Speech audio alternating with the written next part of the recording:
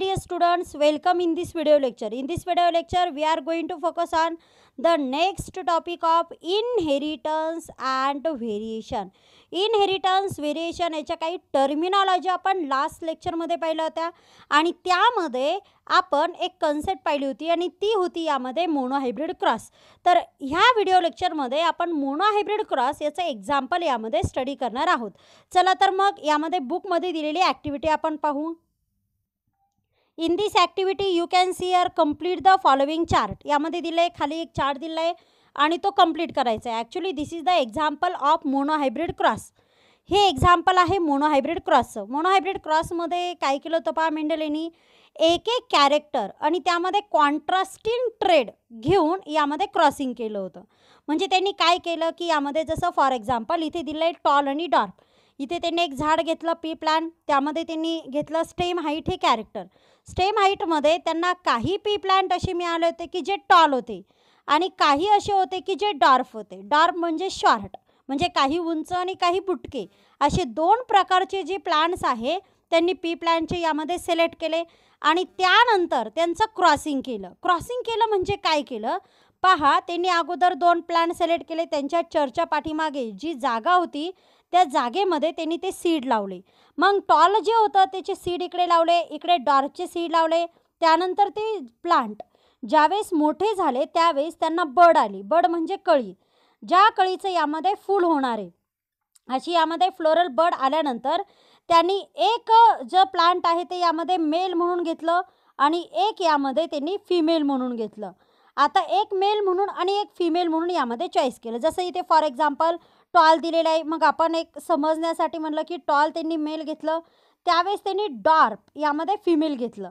मग इथे त्यांनी पुन्हा अल्टरनेट पण करून पाहिलं. पहा इथे एक जनरेशन घेताना त्यांनी असं केलं की टॉलला अगोदर मेल घेतलं, डार्कला फिमेल घेतलं. पुन्हा त्यांनी असं देखील क्रॉस करून पाहिलेलं आहे की त्यामध्ये त्यांनी एकदा डार्कला मेल कन्सिडर केलं आणि टॉलला फिमेल कन्सिडर केलं. म्हणजे अल्टरनेट मॅनरने देखील यामध्ये त्यांनी प्रत्येक कॅरेक्टरचा विचार केला आहे. And this is called as the reciprocal cross. असा रेसिप्रोकल क्रॉस देखील यामध्ये त्यांनी केलेला आहे. चला तर मग त्यांनी एक यामध्ये घेतलं मेल आणि एक यामध्ये घेतलं फिमेल. ॲक्च्युली पी प्लांटचं कॅरेक्टर असं आहे की पी प्लांटला जे फ्लावर येतात these are the bisexual flower. What is mean by bisexual flower? The flower which having both androecium and gynoecium. ज्या फ्लावरमध्ये अँड्रोशियम पण आहे आणि गायनोशियम पण आहे. मग अँड्रोशियम म्हणजे काय तर मेल रिप्रोडक्टिव्ह होल आणि गायनोशियम म्हणजे काय फिमेल रिप्रोडक्टिव्ह होल. आणि पी प्लांटमध्ये बायसेक्शुअल फ्लावर आहे आणि नॅचरली पी प्लांटमध्ये होतं सेल्फ पॉलिनेशन. पण मेंडल यांनी क्रॉस पॉलिनेशन घडून आणलं. म्हणजेच यामध्ये वेगवेगळ्या झाडाचे पोलन ग्रेन यामध्ये त्यांनी वेगवेगळ्या झाडांवरती टाकले, म्हणजे त्यांनी हायब्रिडायझेशन यामध्ये घडून आणलं. मग हायब्रिडायझेशन घडून आणताना त्यांनी काय केलं की यामध्ये टॉलचे पोलन ग्रेन घेतले, ते डॉर्पवरती टाकले. मग इथे टॉलचे पोलन ग्रेन घेतले. पोलन ग्रेन कुठे तयार होतात अँथरमध्ये, म्हणून यामध्ये त्यांनी टॉल समजा मेल घेतलं आणि यामध्ये डार्कच्या स्टिग्मावरती किंवा गायनोशियमवरती टाकले. म्हणजेच यामध्ये डार्क इथे काय घेतलं त्यांनी फिमेल घेतलं. बट ॲक्च्युली दोन्ही झाडांचे फ्लावर बायसेक्शुअल आहे. मग इथे त्यांनी जे फिमेल म्हणून प्लांट घेतलं तर त्यामध्ये अगोदर इमॅस्क्युलेशन प्रोसेस केली.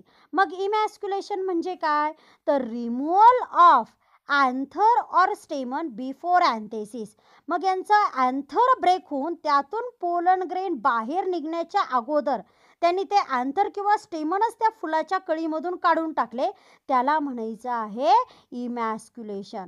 आणि जे झाड त्यांनी फिमेल म्हणून कन्सिडर केलं त्या झाडाच्या फुलामध्ये त्यांनी अगोदर इमॅस्क्युलेशन केलं. का केलं इमॅस्क्युलेशन तर इमॅस्क्युलेशन यासाठी केलं कारण त्या झाडाचे गायनोशियमवरती त्यांना दुसऱ्या झाडाचे पोलन ग्रेन टाकायचे होते आणि नैसर्गिकरित्या जर त्यांनी इमॅस्क्युलेशन केलं नसतं तर मग त्या झाडाचे पोलन ग्रेन त्याच्या स्टिग्मावरती पडले पडले असते, म्हणून यामध्ये इमॅस्क्युलेशन करून त्यामध्ये त्यांनी गायनोशियम ठेवलं आणि अँड्रोशियम काढून टाकलं. मग गायनोशियम काय आहे? Female reproductive whorl. म्हणजे त्यांनी इंटरफिअर करून मेल रिप्रोडक्टिव्ह सिस्टीम काढून टाकली आणि फिमेल रिप्रोडक्टिव्ह सिस्टीम ठेवली, म्हणजे त्या फ्लावरला त्यांनी फिमेल फ्लावर बनवलं. त्यानंतर एक समजा टॉल घेतलं, डॉर्फ घेतलं, मग टॉलचे पोलन ग्रेन त्यांनी डॉर्फवरती टाकले आणि त्यानंतर मग जे डॉर्फ प्लांट आहे त्याच्या कार्पेलमध्ये फर्टिलायझेशन झालं आणि त्यानंतर त्याला सीड आले. मग सीड आल्यानंतर ते जे सीड होते सगळेच्या सगळे त्यांनी जमिनीत लावले आणि मग त्यांनी ऑब्झर्व केलं तर ते सगळेच्या सगळे यामध्ये कसे होते? सगळेच्या सगळे प्लांट कसे होते? टॉलच होते. पण आता इथे पहा, फिनोटाईप दिलेले, जिनोटाईप दिलेले, गॅमेट्स दिले. मग याचा अर्थ काय होतो हे आपण अगोदर पाहू. त्यांनी अगोदर इथे 2 प्लांट चॉईस केले त्यांच्या हाईटनुसार. एक होतं टॉल, एक होतं डॉर्फ. मग मी तुम्हाला सांगितलं होतं की मॉर्फोलॉजिकली आपल्याला जे ट्रेड दिसतं त्याला म्हणायचं आहे फिनोटाईप. मग त्यांनी ऑब्झर्व करून घेतले की नाही झाडं, मग ते झालं त्याचं फिनोटाईप. त्यानंतर त्यांनी जिनोटाईप घेतलं. मग मेंडलेंनी सांगितलं होतं की यामध्ये जे फॅक्टर आपण घेणार आहे त्याची पेअर घेणार आहे. मग त्यांनी टॉल जे प्लॅन घेतलं त्यामध्ये 2 लेटर यूज केले, कॅपिटल टी. जे डॉर्फ घेतलं त्यामध्ये त्यांनी यूज केलं स्मॉल टी.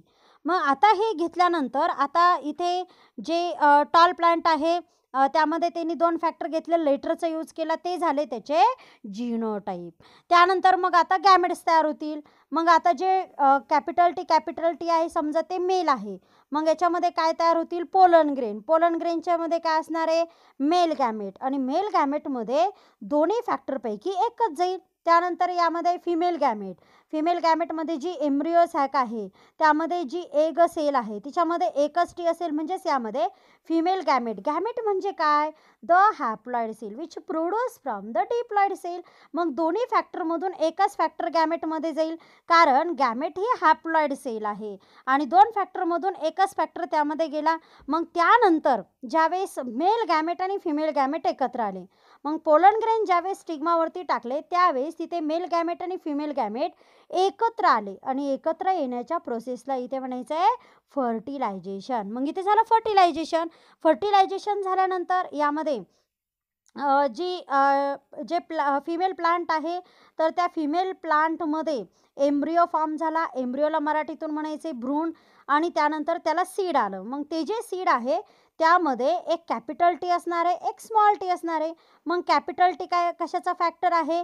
तर तो यामध्ये आहे टॉलचा. आणि त्यानंतर आपण स्मॉल टी घेतलं तर तो कशाचा आहे? तर तो आहे यामध्ये डॉर्फचा. मग हे जे सीड आहे ह्या झाडाला जे सीड येणार आहे, सीड कोणत्या झाडाला येईल? तर डॉर्फ प्लांटला सीड येईल. का? कारण फिमेल प्लांटमध्ये फर्टिलायझेशन प्रोसेस होत असते. मग याचा पोलन ग्रेन याच्या स्टिग्मावरती पडला, त्यानंतर याला सीड आलं. ह्या सीडमध्ये इकडचं कॅपिटल टी असेल, स्मॉल टी असेल. मग असं सीड मॅच्युअर झाल्यानंतर त्यांनी काय केलं की त्यांच्या चर्चच्या पाठीमागे जी जागा होती त्या जागेमध्ये हे सीड लावले आणि लावल्यानंतर त्या झाडाचं त्यांनी ऑब्झर्वेशन केलं आणि त्यांना असं कळालं की सगळेच्या सगळे झाडं जे आहे तर ते टॉल होते, पण त्यामध्ये काय होतं? Capital T, small T. मग असे टॉल प्लांट त्यांना मिळाले ज्यामध्ये कॅपिटल टी, स्मॉल टी होतं. त्यानंतर त्यांनी त्याचं सेल्फिंग केलं. सेल्फिंग म्हणजे काय? त्यामध्ये सेल्फ पॉलिनेशन होऊ दिलं. मग त्याचेच पोलन ग्रेन त्याच्याच वरती पडले आणि त्यानंतर यामध्ये मात्र अमेझिंग झालं की यामध्ये जे नंतरचं पिढी होती, नंतरचं जे जनरेशन होतं त्यामध्ये त्यांना वेगवेगळ्या प्रकारचे झाडं मिळाली. मग इथे पहा, तुम्हाला काय काय फोकस करायचं आहे. ज्यावेळेस त्यांनी 2 पॅरेंट्स घेतले त्यामध्ये एक डॉमिनंट, एक रेसिसिव्ह. आता इथे आहे टॉल डॉमिनंट, डॉर्फ रेसिसिव्ह. इथे कॅपिटल टी ह्या रिकाम्या जागेमध्ये येईल स्मॉल टी. इथे आहे कॅपिटल टी, इकडे येईल स्मॉल टी. त्यानंतर इथे गॅमेट्स दिलेले आहे. हे गॅमेट्स एकत्र आले, सगळे झाडं कसे असणार आहे? टॉल असणार आहे. हे झालं फर्स्ट फिलियल जनरेशन. याला फर्स्ट फिलियल जनरेशन किंवा F1 जनरेशन यामध्ये म्हणतात. पॅरेंट्सपासून ज्यावेळेस ऑफस्प्रिंग फॉर्म होतं that is called as the first filial generation, and this offspring in which the both alleles these are present. यामध्ये दोन्ही alleles आहे, कॅपिटल टी आणि small T, but in which the only one phenotype these are expressed. पण यामध्ये एकच phenotype express होते. मग यामध्ये दोन्ही जे ॲलिलीज आहे त्या वेगवेगळ्या आहे, पण एकच यामध्ये एक्सप्रेशन होते आणि जे एक्सप्रेस होते तीज आर द डॉमिनंट. मग इथे टॉल आणि डॉर्फ दोघांचंही मिक्सिंग झालं की नाही? पण झाड जे आहे तर ते टॉल असणार आहे आणि म्हणून इथे टॉल झाला डॉमिनंट आणि डॉर्फ झाला रेसेसिव्ह. मग डॉमिनंटची डेफिनेशन काय आहे? The trait which express in F1 generation this is called as the dominant. किंवा आपण त्याला आणखी एका पद्धतीने म्हणू शकतो the trait which express in a heterozygous condition. जो ट्रेट हेट्रोझायगस कंडिशनला एक्सप्रेस होतो. मग हेट्रोझायगस म्हणजे काय? तर इथे कॅपिटल टी आहे आणि स्मॉल टी आहे. दोन्ही टी वेगवेगळं आहे की नाही?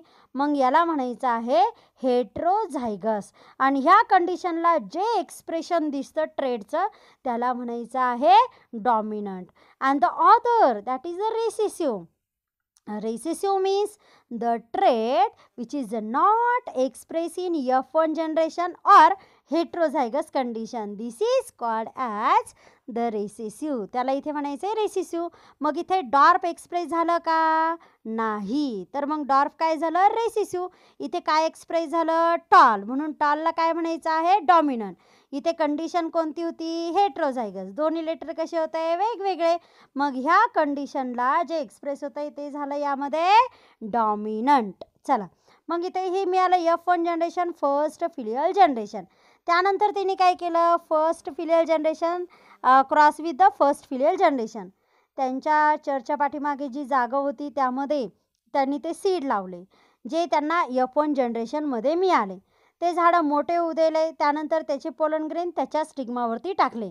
त्यानंतर त्या झाडांना जे सीड आले ते ज्यावेळेस त्यांनी जमिनीत लावले त्यावेळेस मात्र त्यांना अमेझिंग रिझल्ट मिळाला आणि तो रिझल्ट ह्या बॉक्समध्ये यामध्ये दिलेला आहे. चला तर मग आता हे समजून घेऊ की यामध्ये ही खालची जी रिकामी जागा आहे ती यामध्ये कशी फिल करायची किंवा ही ॲक्टिव्हिटी कशी कंप्लीट करायची. चला तर मग यामध्ये पहा इथे दिलेलं आहे. इथे जिनोटाईप त्यांनी घेतलं कॅपिटल टी स्मॉल टी, कारण हे हेट्रोझायगस कंडिशन आहे जी F1 मध्ये मिळालेली आहे. त्यानंतर याचे गॅमेट्स किती पडतील? 2 प्रकारचे. आता हे जे टॉल आहे त्यामध्ये काही गॅमेट्स असे असेल त्यांच्यामध्ये कॅपिटल टी असेल, काही गॅमेट्स असे असेल त्यांच्यामध्ये स्मॉल टी असेल. त्यानंतर इकडे देखील अशाच पद्धतीने यामध्ये कॅपिटल टी आणि स्मॉल टी वेगवेगळ्या गॅमेट्समध्ये मिळतील. म्हणजे यामध्ये 2 टाईपचे गॅमेट्स मिळेल. काहींमध्ये असेल कॅपिटल टी आणि काहींमध्ये असेल स्मॉल टी. चला तर मग यांचं क्रॉस त्यांनी केलं आणि त्यासाठी पुन्नेटेंनी एक बोर्ड इथे तयार केला आहे आणि त्या बोर्डला इथे म्हणायचं आहे पुन्नेट बोर्ड. इथे तुम्ही हा बोर्ड पाहू शकता. ह्या बोर्डमध्ये पहा एकदम सिस्टमॅटिक अरेंजमेंट इथे दिलेली आहे. यामध्ये इकडे मेन्शन केलेलं आहे मेल आणि इकडे मेन्शन केलेलं आहे फिमेल. मेल म्हणजे काय? तर यामध्ये मेलमध्ये तयार होणारे गॅमेट. मग मेलमध्ये आणि फिमेलमध्ये 2 गॅमेट, 2 वेगवेगळ्या प्रकारचे गॅमेट्स तयार होतात. Capital T small T. त्यानंतर इकडे देखील यामध्ये जर आपण पाहिलं तर कॅपिटल टी आणि स्मॉल टी. आता हे गॅमेट ज्यावेळेस इथे कॅपिटल टीचा गॅमेट कॅपिटल टीच्या गॅमेटसोबत फ्यूज होईल त्यावेळेस इथे रिझल्ट भेटणार आहे कॅपिटल टी. झाडाचा फिनोटाईप कसा असणार आहे? टॉल असणार आहे. त्यानंतर हा गॅमेट याच्यासोबत फ्यूज होईल त्यावेळेस इथे असेल कॅपिटल टी स्मॉल टी आणि त्यावेळेस यामध्ये जे प्लांट असणार आहे ते पण टॉल असणार आहे. त्यानंतर ज्यावेळेस हे आणि हे इथे एकत्र येईल त्यावेळेस इथे असेल कॅपिटल टी स्मॉल टी. हे देखील झाड दिसायला यामध्ये डॉमिनंट असणार आहे म्हणजेच यामध्ये टॉल असणार आहे. आणि ते ज्यावेळेस आपण पाहिलं तर ह्या बोर्डनुसार इथे येईल स्मॉल टी आणि हे झाड मात्र डार्क असणार आहे म्हणजेच यामध्ये त्याचा फिनोटाईप वेगळा असणार आहे. मग आपण जर याचा पूर्ण विचार केला तर तुमच्या असं लक्षात येईल की यामध्ये जो रेशो इथे भेटणार आहे इथे पहा व्यवस्थित रिझल्ट इथे पाहून घ्या. यामध्ये 4 झाडं इथे आपल्याला मिळाली पहा F2 जनरेशनमध्ये आणि त्या 4 झाडं जे आहे 4 जे प्लांट्स आहे त्या 4 झाडापैकी यामध्ये 3 असणारे डॉमिनंट आणि 1 असणारे रेसेसिव्ह. म्हणजेच यामध्ये टॉल आणि डॉर्फचं ज्यावेळेस त्यांनी क्रॉस केलं त्यावेळेस त्यांनी असं ऑब्झर्व केलं की F2 जनरेशन म्हणजे काय? Second filial generation. म्हणजे F1 जनरेशन यांना क्रॉस केल्यानंतर F2 जनरेशन भेटतं आणि त्यामध्ये सगळ्या प्रकारची झाडं भेटतात. आता पहा इथे त्यांनी जे चॉईस केलं होतं यामध्ये डॉर्फ नव्हतंच, यामध्ये टॉल होतं पण ते हायब्रिड होतं. हायब्रिड म्हणजे काय? की असं यामध्ये फिनोटाईप की ज्यामध्ये वेगवेगळ्या ज्या ॲलिलीज आहे ते असणार आहे. म्हणजेच यामध्ये कॅपिटल टी स्मॉल टी वेगवेगळ्या ॲलिलीज आहे. आणि ह्या कंडिशनमध्ये आपल्याला एक फिनोटायपिक ट्रेड इथं दिसते. मग हे झालं हायब्रिड प्लांट. मग ज्यावेळेस त्यांनी 2 हायब्रिड क्रॉस केले त्यावेळेस त्यांना इथे फिनोटायपिक रेशो इथे मिळाला. आणि तो फिनोटायपिक रेशो होता यामध्ये फिनोटायपिक रेशो म्हणजे मॉर्फोलॉजिकल दिसणारे प्लांट. यामध्ये त्यांना 3 प्लांट टॉल मिळाले आणि त्याचबरोबर एक प्लांट त्यांना इथे डॉर्फ मिळालं. म्हणजे रेशो मिळाला यामध्ये 3:1. ज्यावेळेस त्यांनी हा टेबल यूज केला त्यावेळेस इथे टॉल, इथे टॉल, इथे टॉल आणि इथे डॉर्फ. म्हणजे दिसणाऱ्या फिनोटाईपपैकी त्यांना रेशो मिळाला 3:1. हा टॉपिक जो आहे बोर्डला, CETला, यामध्ये नीटला याचा रेशो इथे विचारला जाऊ शकतो. आता रेशो कसा लक्षात ठेवायचा आहे पहा. कधी कधी असं कन्फ्यूज करण्यासाठी असं विचारलं जाऊ शकतं की यामध्ये F1मध्ये त्यांना फिनोटायपिक रेशो काय मिळाला, जिनोटायपिक रेशो काय मिळाला. तर F1 जनरेशनमध्ये त्यांना फिनोटायपिक मिळाले ते ऑल टॉल. पण F2मध्ये त्यांना रेशो मिळाला 3:1. म्हणजे 4 झाडापैकी यामध्ये 3 डॉमिनंट होते आणि एक रेसेसिव्ह होतं. त्यानंतर आता जर जिनोटायपिक रेशो आपण घेतला तर यामध्ये जे जिनोटाईप आहे, जिनोटायपिक रेशो मी इथे मेन्शन करते पहा. G&R जिनोटायपिकमध्ये त्यांना काही झाडं असे मिळाले की ज्यांच्यामध्ये होतं कॅपिटल टी, काहींमध्ये कॅपिटल टी स्मॉल टी, काहींमध्ये कॅपिटल टी स्मॉल टी आणि काहींमध्ये स्मॉल टी. मग इथे जर आपण हा रेशो काढला तर त्यांना 3 प्रकार मिळाले. कॅपिटल टी स्मॉल टी आणि त्यानंतर स्मॉल टी. मग इथे जर रेशो काढला तर 4 प्लॅनपैकी एक होतं त्यामध्ये कॅपिटल टी, 2 आहे त्यामध्ये कॅपिटल टी स्मॉल टी आणि एक आहे त्यामध्ये स्मॉल टी. मग यांना जिनोटायपिक रेशो यामध्ये मिळाला होता 1:2:1. आणि अशा पद्धतीने त्यांनी इथं मोनोहायब्रिड क्रॉस इथे केले प्रत्येक कॅरेक्टरचं केलं. जसं इथे आता प्लांट हाईट दिलेलं आहे त्यानंतर तशा पद्धतीने त्यांनी सीड शेप घेतला, सीड कलर घेतला, पॉड शेप घेतला, पॉड कलर घेतला, फ्लावर पोझिशन घेतली, फ्लावर कलर घेतला. आणि प्रत्येक वेळेस त्यांनी हे जे कॅल्क्युलेशन आहे तर त्यांना असंच मिळालं की ज्यावेळेस त्यांनी एक कॅरेक्टर घेतलं आणि त्यामध्ये त्यांनी कॉन्ट्रास्टिंग जे ट्रेड आहे त्यांचं क्रॉस केलं त्यावेळेस त्यांना फर्स्ट फिलियल जनरेशनमध्ये एकाच टाईपचा फिनोटाईप मिळाला आणि एकाच टाईपचा जिनोटाईप मिळाला आणि त्यामध्ये त्यांना हायब्रिड प्लांट मिळालं. त्यानंतर ज्यावेळेस त्यांनी यामध्ये F2 जनरेशन घेतलं त्या F2मध्ये त्यांना सेम रेशो मिळाला. फिनोटायपिक रेशो होता 3:1.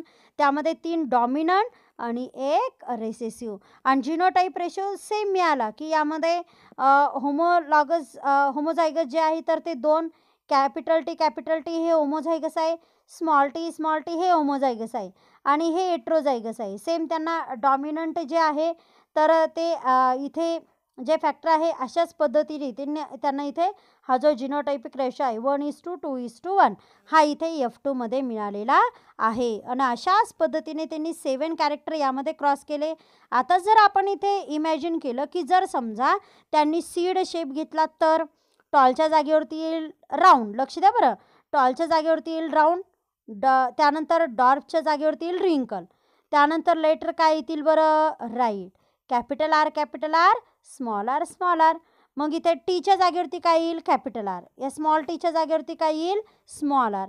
अशाच पद्धतीने तुम्हाला इथे जे एक्झाम्पल आहे ते इथे सॉल्व करायचे. पुन्हा हे व्हिडिओ लेक्चर पाहिजे आणि यावरती डिपेंडंट जे यामध्ये एक्झाम्पल आहे यामध्ये सीड शेपचं जे एक्झाम्पल आहे तर ते इथे तुम्हाला सॉल्व करायचं आहे.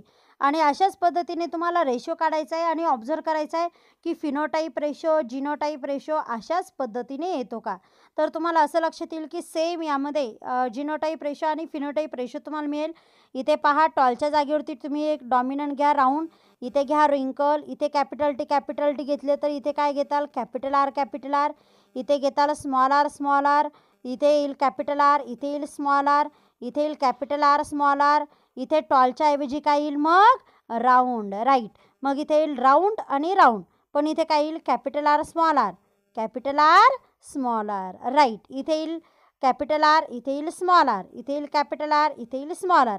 आणि अशाच पद्धतीने इथे जिथे कॅपिटल टी आहे तिथे येईल कॅपिटल आर, आणि जिथे स्मॉल टी आहे तिथे येईल स्मॉल आर.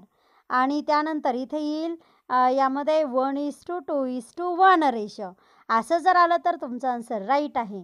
त्यानंतर फिनोटाईपमध्ये येईल 3 राऊंड, आणि त्यानंतर यामध्ये एक असणारे रिंकल. चला तर मग करून पहा. हे एक्झाम्पल सॉल्व करा with the help of the seed shape and also with the help of seed colour. Seed colour देखील यामध्ये तुम्ही हे देखील यामध्ये ट्रेड घेऊन हे एक्झाम्पल सॉल्व करू शकतात. असे 7 कॅरेक्टरमध्ये तुम्हाला वाटलंच तर तुम्ही 7च्या 7 यामध्ये प्रॅक्टिससाठी एक्झाम्पल घ्यायचे आहे आणि प्रत्येक एक्झाम्पल यामध्ये सॉल्व करायचे. आणि सॉल्व करताना हे व्हिडिओ लेक्चर पुन्हा पुन्हा यामध्ये पाहिजे, जेणेकरून तुम्हाला कोणतंही एक्झाम्पल यामध्ये इझिली सॉल्व करता येईल. So we will meet in next video lecture with next topic, that is the test cross, back cross and die hybrid cross. Thanks. Like, share and subscribe this video. Thank you so much.